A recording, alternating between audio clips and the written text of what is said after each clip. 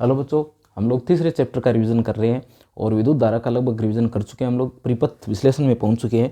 तो देखिए, आज जो अपना टॉपिक है वो होगा किरचॉफ का नियम। किरचॉफ का नियम, ठीक है। किरचॉफ के नियम, आज हम लोग क्या करने वाले हैं, किरचॉफ के नियमों की बात करने वाले हैं। तो किरचॉफ के कितने नियम हैं बच्चों? किरचॉफ के 2 नियम हैं, नियम फर्स्ट और नियम सेकंड। फर्स्ट नियम को हम लोग बोलते हैं धारा का नियम या संधि का नियम, या क्या कहते हैं, नोड का नियम कहते हैं, ठीक है। क्या कहते हैं? धारा का नियम, संधि का नियम या नोड का नियम कहते हैं। दूसरे नियम को हम लोग कहते हैं वोल्टता का नियम। किसका नियम? वोल्टता का नियम या पास या लूप का नियम, ठीक है। ये 2 नियम हमारे पास में है। सबसे इंपॉर्टेंट टर्म जो इसमें आती है वो आती है कि पहला नियम जो है वो किस पर आधारित है। तो पहला नियम बच्चों आवेश के संरक्षण पर आधारित है। किस पर आधारित है? तो आवेश के संरक्षण पर आधारित है। आपसे पूछे कि कौन से संरक्षण नियम पर आधारित है, तो ये आवेश के संरक्षण पर आधारित है। दूसरा नियम, तो दूसरा जो नियम है बच्चों वो है ऊर्जा संरक्षण पर आधारित। दूसरा नियम किस पर आधारित है? तो दूसरा नियम है बच्चों ऊर्जा संरक्षण पर आधारित है। तो ये हमारे पास में क्या है, 2 नियम है किरचॉफ के। पहला नियम बताता है कि किसी संधि बिंदु पर धाराओं का बीजगणितीय योग कितना होता है? 0 होता है। और दूसरा बताता है कि किसी बंद पास या लूप में वोल्टताओं का बीजगणितीय योग क्या होता है? 0 होता है। तो पहला बताता है कि धाराओं का बीजगणितीय योग 0 होता है और दूसरा बताता है कि वोल्टताओं का बीजगणितीय योग कितना होता है? 0 होता है, ठीक है। ये 2 नियम हमारे पास में है। बात करें इनकी चिन्ह परिपाटी की, तो ध्यान रखना, संधि की ओर आने वाली धाराओं को क्या करते हैं, अपने पॉजिटिव लेते हैं, और संधि से दूर जाने वाली धाराओं को क्या करते हैं, नेगेटिव लेते हैं। दूसरे नियम के लिए बात करें तो धारा की दिशा में चलते हुए जो प्रतिरोध आपका है वहाँ पर वोल्टता पतन जो है वो क्या लिया जाएगा, धनात्मक लिया जाएगा। V=IR लेते हैं, ये किसका लिया जाएगा, प्लस का लिया जाएगा अगर आप इस दिशा में चल रहे हो। तो अगर आप चल रहे हो इसके विपरीत दिशा में, अगर इस तरफ चल रहे हो तो V=-IR लिया जाएगा, यानी धारा की दिशा में वोल्टता पतन धनात्मक और विपरीत दिशा में कैसा होगा, ऋणात्मक होगा। किसी पास या लूप में चलते समय बैटरी का अगर पहले नेगेटिव टर्मिनल आता है तो बैटरी के विद्युत वाहक बल को नेगेटिव लेना है, और अगर पहले पॉजिटिव टर्मिनल आता है तो बैटरी के विद्युत वाहक बल को क्या लेना है, पॉजिटिव लेना है। किसी एक एग्जांपल से बात कर लेते हैं इसकी।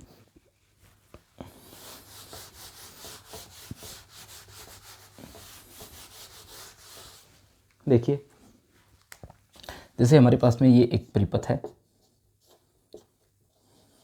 ये क्या है, एक परिपथ है।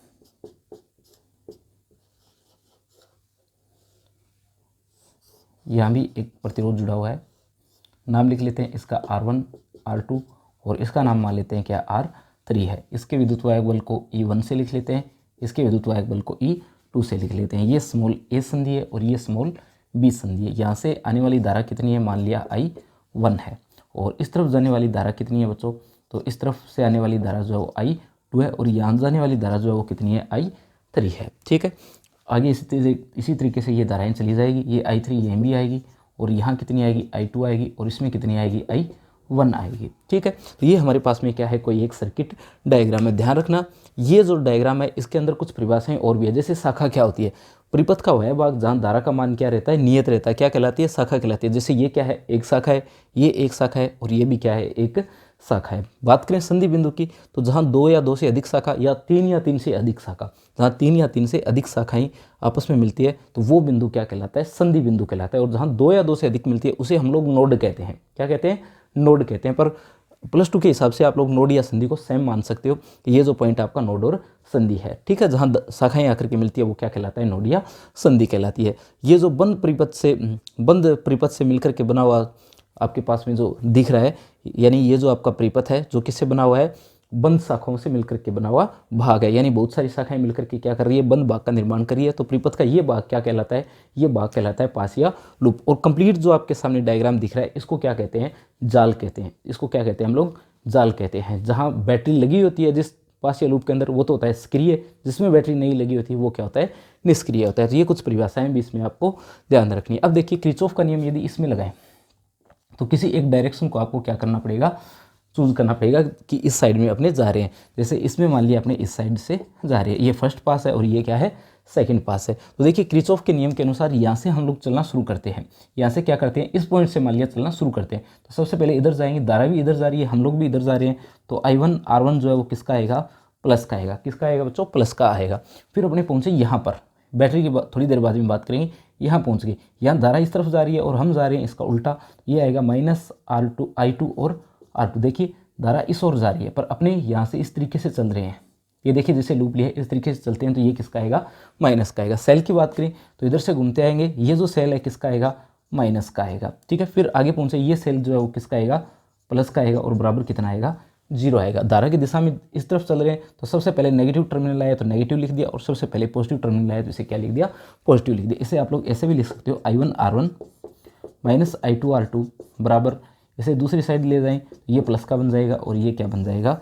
माइनस का बन जाएगा। तो ये क्या है? आपके यहाँ पर सेकंड नियम है किरचॉफ का। यदि इसमें लगाएं तो देखिए यहाँ से चलना शुरू करें, इस तरफ से चल रहे हैं तो इधर धारा जा रही है, इधर ही हम लोग जा रहे हैं तो I3R3 आएगा। ठीक है, I3R3 आएगा। यहाँ चले तो धारा भी इधर जा रही है और हम लोग भी इधर ही जा रहे हैं, ये आएगा। फिर आगे पहुँच के बैटरी का पहले टर्मिनल माइनस का आ रहा है तो ये किसका आएगा? माइनस का आएगा। ठीक है, यानी अपने इसे लिख सकते हैं I3R3 प्लस I2R2 बराबर E। ये समीकरण नंबर 2 है। ठीक है, इस तरीके से हम लोग क्या कर सकते हैं? किरचॉफ के द्वितीय नियम को लगा सकते हैं। पहले नियम को कैसे लगाना है? जैसे देखिए इस पॉइंट की बात कर लेते हैं। ये पॉइंट जो है वो कौन सा पॉइंट है? ये संधि बिंदु है। यहाँ देखिए ये धारा जो है वो संधि की ओर आ रही है तो संधि की ओर आने वाली धारा को क्या लिया जाता है? धनात्मक लिया जाता है। और ये भी संधि की ओर आ रही है तो आने वाली धारा को क्या लिया जाएगा? धनात्मक लिया जाएगा। ये धारा देखिए ये संधि से बाहर जा रही है तो इसको लिया जाएगा माइनस का और बराबर कितना? 0। यानी I1 और I2 को अगर आप जोड़ते हो तो वो किसके बराबर आ जाती है? I3 के बराबर आ जाती है। ये भी कोई एक समीकरण है, जैसे 2 मान चुके हैं तो ये कौन सी है? 3 है। ठीक है, तो ये हमारे पास में क्या है? किरचॉफ का प्रथम नियम है। ये नियम प्रथम नियम है और यहाँ जो हम लोगों ने लगा रखा है ये क्या है? द्वितीय नियम है। चिन्ह परिपाटी का आपको क्या रखना है? इसमें ध्यान रखना है। प्रथम नियम जो है वो किस सिद्धांत पर आधारित है? तो वो आवेश संरक्षण पर आधारित है। द्वितीय नियम जो है वो ऊर्जा संरक्षण पर आधारित है। ठीक है, इसके बाद में बात करते हैं व्हाइटस्टोन सेतु की। देखिए व्हाइटस्टोन सेतु क्या होता है? व्हाइटस्टोन सेतु, व्हाइटस्टोन सेतु, व्हाइटस्टोन सेतु बच्चों एक विशेष प्रकार का परिपथ होता है जिसमें 4 प्रतिरोध जो है इस तरीके से जुड़े होते हैं। एक सेतु होता है, उसकी भुजा पर कितने प्रतिरोध जुड़े होते हैं? 4 प्रतिरोध जो है वो जुड़े हुए होते हैं। इस तरीके से 4 प्रतिरोध यहाँ पर जुड़े होते हैं। यहाँ पर एक बैटरी जुड़ी होती है और साथ में एक कुंजी लगी रहती है इस तरीके से, और यहाँ पर एक गैल्वेनोमीटर लगा रहता है। क्या लगा रहता है? एक गैल्वेनोमीटर लगा रहता है। इस तरीके से गैल्वेनोमीटर लगा हुआ है यहाँ पर, और यहाँ पर एक कुंजी होती है।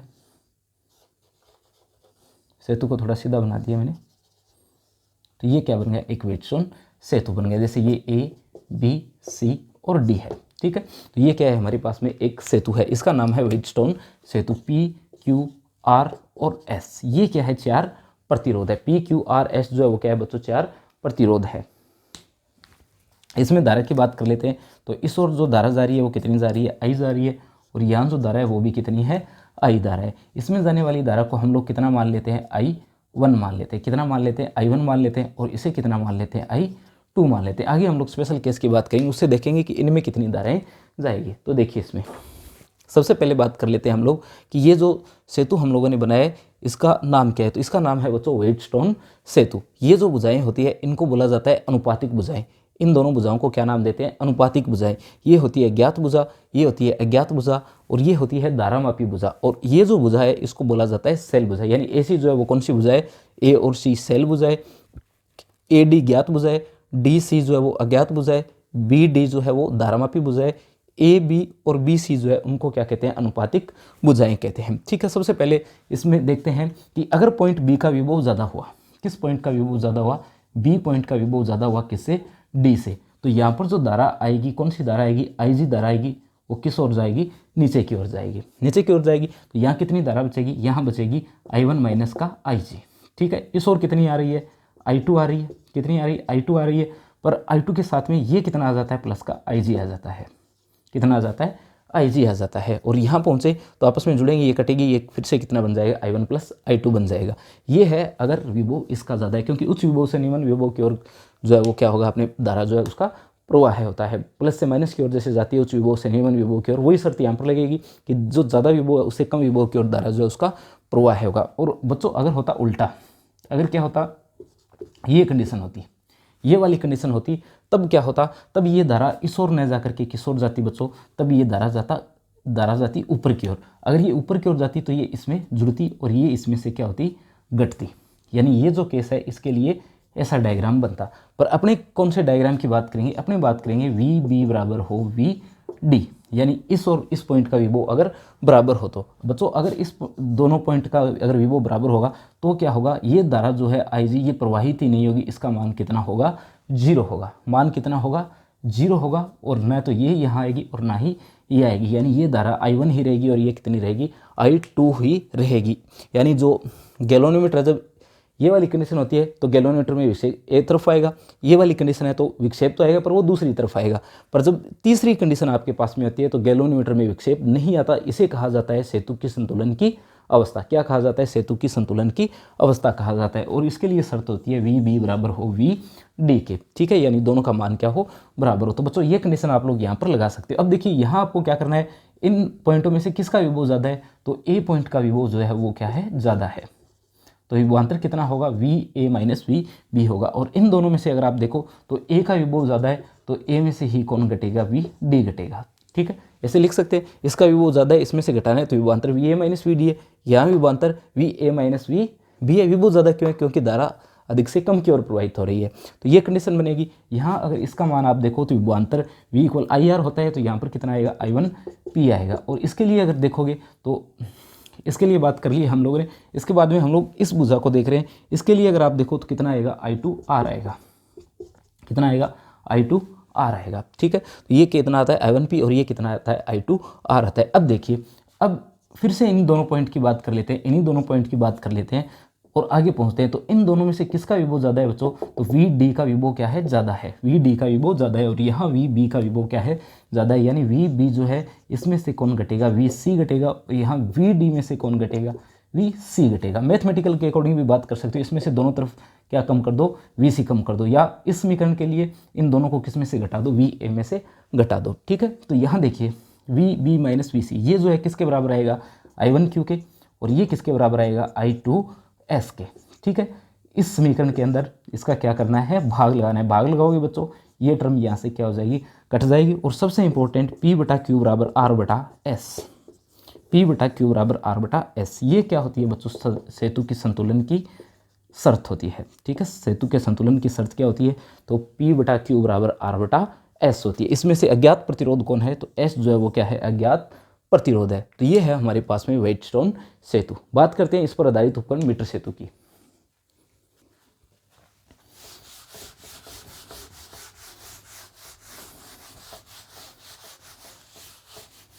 देखिए मीटर सेतु क्या होता है, तो मीटर सेतु जो है बच्चों व्हाइटस्टोन सेतु के सिद्धांत पर आधारित एक उपकरण होता है, मीटर सेतु, ठीक है। ये व्हाइटस्टोन सेतु पर आधारित एक उपकरण होता है। इसमें क्या होता है, तांबे की पत्तियां होती है, इस तरीके से क्या होता है, तांबे की पत्तियां लगी होती है।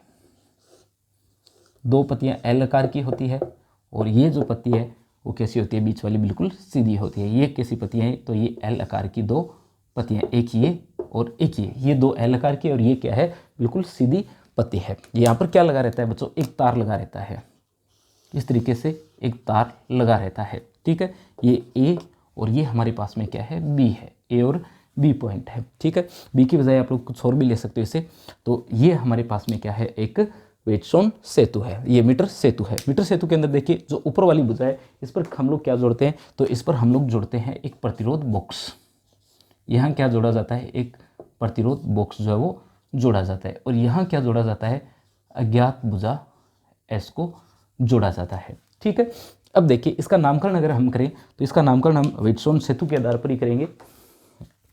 यहाँ पर लगा रहता है गैल्वेनोमीटर, क्या लगा रहता है, गैल्वेनोमीटर, इस तरीके से लगा रहता है गैल्वेनोमीटर। और इसके आगे होती है बच्चों एक जोकी। इसके साथ साथ बच्चों इसमें एक बात और भी होती है, वो होती है कि इसके अंदर एक स्केल लगा रहता है। यहाँ इसके बिल्कुल स्केल लगा रहता है इस तरीके से, और उस स्केल पर ही ये तार जो है वो कसा रहता है। आपने प्रैक्टिकल किए हैं तो उसमें देखा होगा कि एक स्केल लगा रहता है लकड़ी का, उस स्केल के ऊपर जो है वो ये तार जो है वो कसा रहता है। ये तार जो है किस पर कसा रहता है, एक स्केल होता है, उस स्केल पर जो है ये तार कसा रहता है। और कितनी लंबाई का होता है, तो बच्चों 1 मीटर लंबाई का ये तार होता है। 1 मीटर या 100 सेंटीमीटर आप लोग बोल सकते हो। किसका होता है, तो मैग्नीन कांस्टेंटन या नाइक्रोम का ये जो है वो तार होता है। इसकी कंपैरिजन करके देखें किससे, सेतु से। अभी जो सेतु बनाया था उससे अगर इसका कंपैरिजन करें तो ये था ABCD, इन दोनों के बीच में क्या लगा था, एक गैल्वेनोमीटर लगा था, ठीक है। और इन दोनों के बीच में P और Q लगा था, और यहाँ पर क्या लगा था, R और S था, यानी A और D, ये A पॉइंट है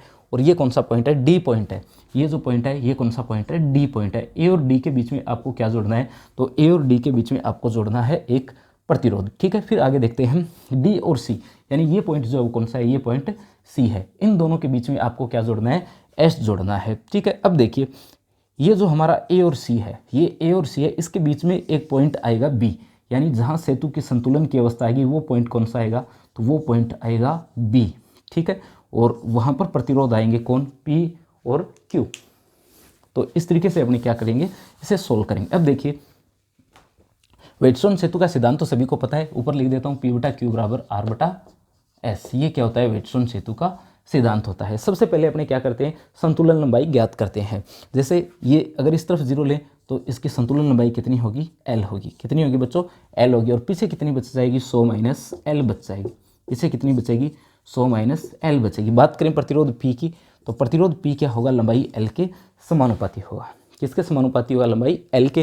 देखो न तो प्रतिरोधकता की बात करेंगे क्योंकि दोनों तरफ प्रतिरोधकता तो क्या होगी, सेम होगी। तार की अनुप्रस्थ काट का क्षेत्रफल भी क्या होगा, सेम होगा। R = ρL/A होता है। तो सिर्फ लंबाई की बात कर लेते हैं। और Q किसके समानुपाती हो जाएगा, तो 100 माइनस L के होगा। 100 सेंटीमीटर लंबा तार है, 1 मीटर या 100 सेंटीमीटर लंबा तार है। यदि ये लंबाई L है तो पीछे कितनी बची, 100 माइनस L बची। अब क्या करना है आपको, P/Q यानी L/100 माइनस का L किसके बराबर है बच्चों, तो P/Q बराबर R/S होता है। ये फॉर्मूला यहाँ से बन गया। आपको किसका मान ज्ञात करना है, S का मान ज्ञात करना है। तो पूरी टर्म उल्टी आएगी, यानी S/R जो वो किसके बराबर आएगा, 100 माइनस L/L के आएगा। क्योंकि S का मान ज्ञात करना है तो टर्म को उल्टा कर लेते हैं, और आपको S चाहिए तो कितना आएगा, 100 माइनस का L/L × R।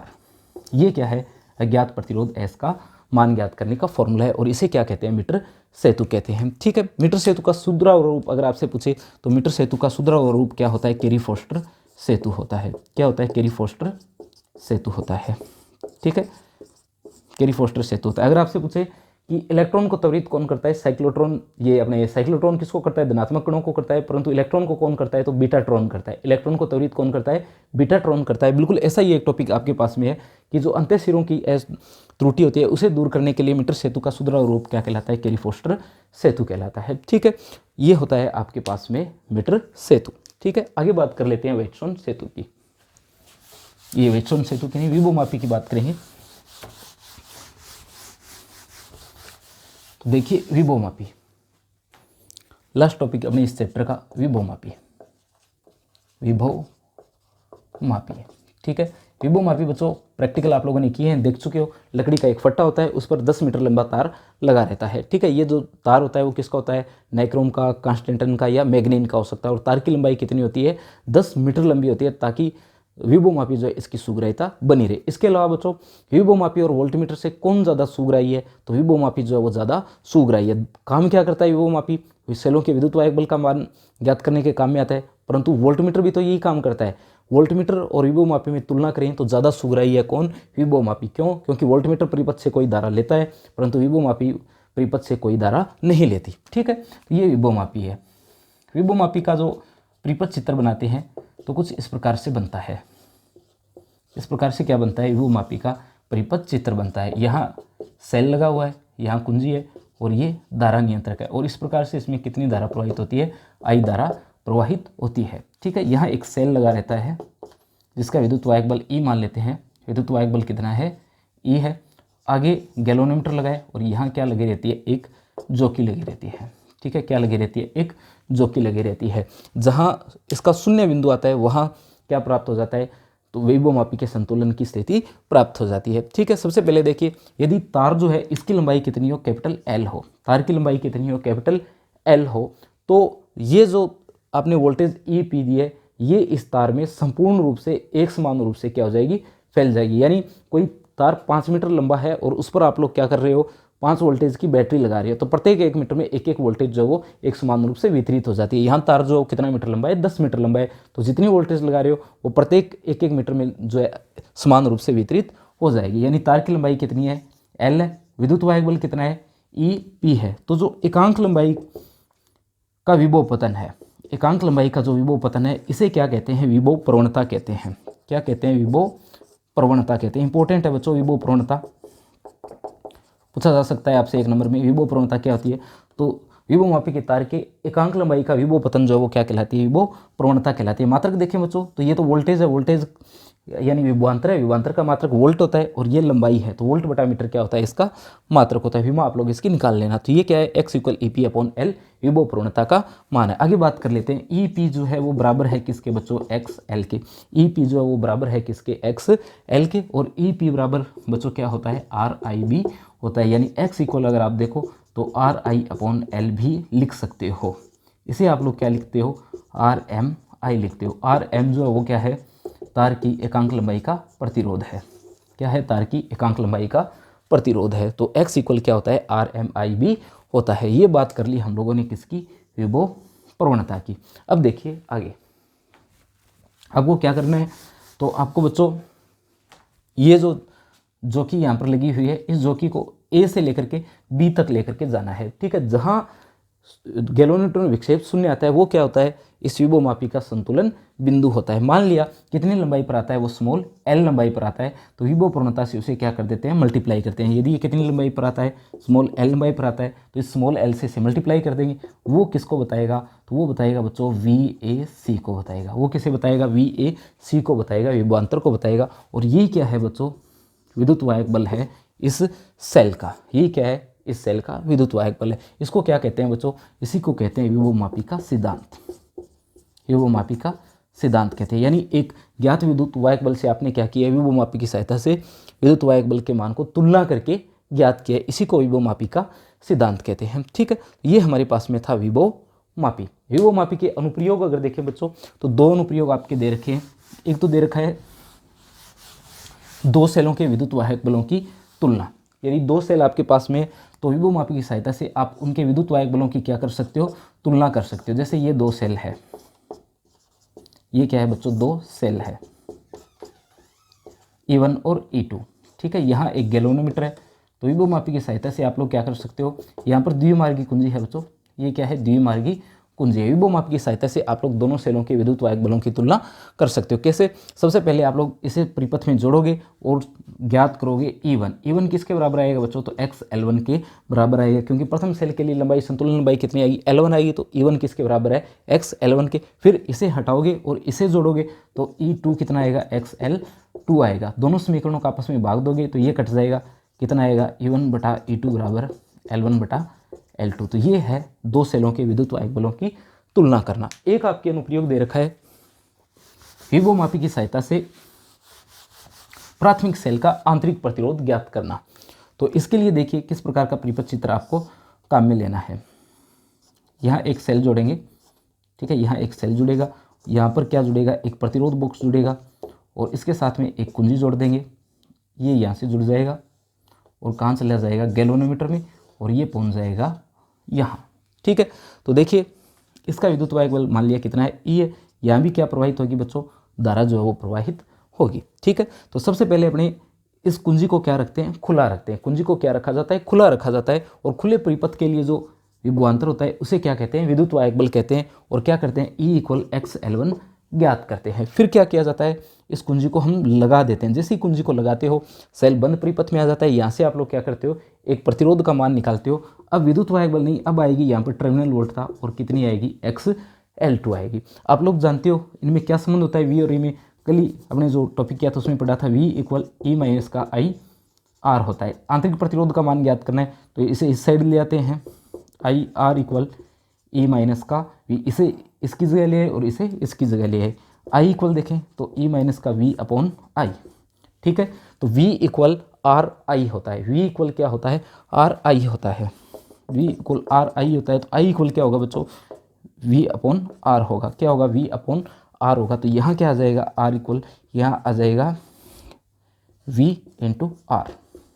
ये सूत्र बन जाएगा स्मॉल r का, E - का V/V/R। अब ये दोनों मान आपको क्या कर देने हैं, इसमें रख देने हैं। तो R देखिए क्या बनेगा, R बनेगा XL1 - XL2 बटा V का मान आएगा कितना x L2 और गुणा में कितना है R है। ऊपर से x कॉमन लेंगे कट जाएगा तो स्मॉल r का मान कितना आएगा L1 माइनस L2 बटा L2 इंटू R।